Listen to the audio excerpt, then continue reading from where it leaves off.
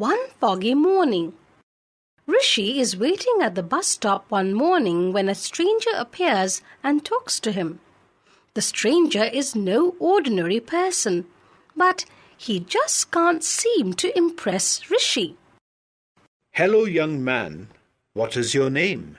Rishi was startled by the sudden voice behind him. Rishi, he blurted out as he turned around. There was no one there. The lane was empty as usual on the cold, foggy morning. At 6:30 a.m., only birds and school kids were up. A throat-clearing sound came from behind him. Rishi whirled round and bumped into a thickly padded overcoat. Sorry, he said and stepped back. The stranger was a comical sight. From the lower end of his army green overcoat peeped two brown boots. His collar was upturned, and on his head was a large, white, floppy cricketer's cap. Must be a retired army man. Rishi thought. Out for a morning stroll. Are you going on a hike or something? That's a big backpack to carry. The man said. Don't be silly, Rishi said. I'm going to school. I'm waiting for the school bus. Ah, the man said. Maths and geography and all that? Eh? Do you like school? It's okay, Rishi sighed. You like maths? The stranger said. Give me a sum, a difficult one. Let's see how fast I can do it. The man's obviously crazy, Rishi thought.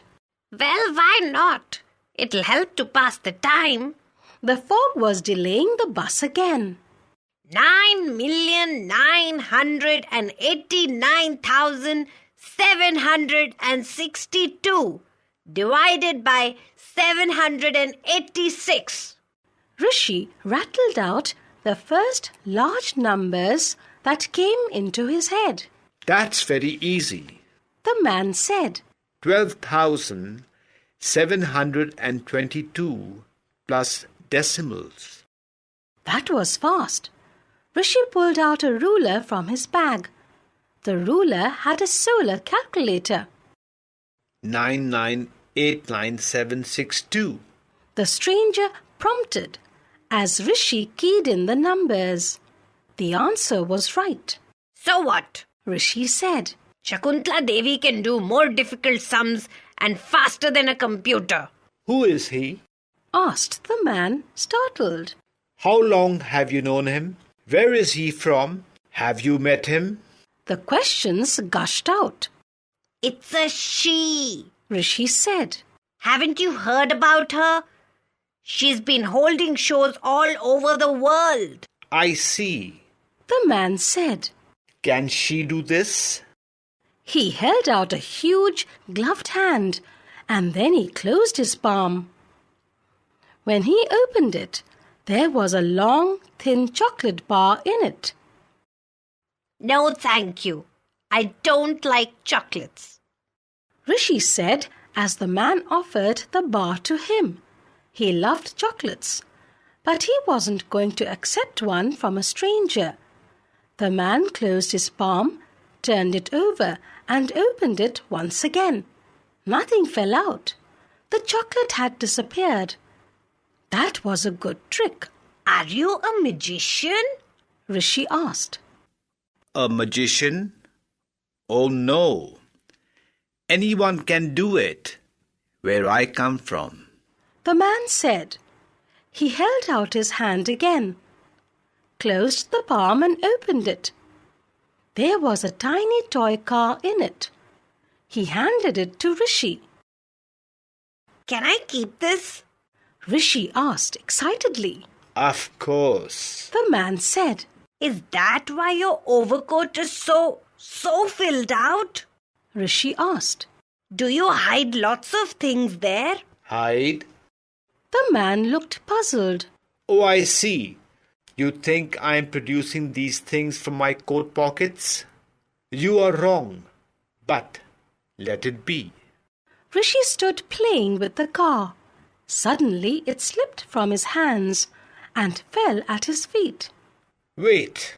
The man said as Rishi bent to pick it up.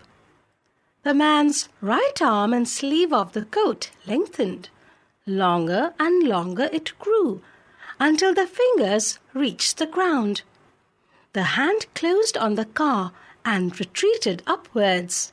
There. He said. How did you do that? Rishi asked. I've never seen a trick like that before. You still think I am playing tricks? Give me the car for a moment, will you? He asked. Rishi handed it over. The man's arm extended again, right up to the middle of the road. The car was put down. Now watch. The man said. As Rishi watched, the tiny silver-grey toy made the sound of an engine starting up. Slowly it began to move forward.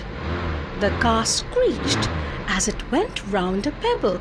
When it had travelled a few feet, it made a sharp about turn on two wheels and sped back towards Rishi.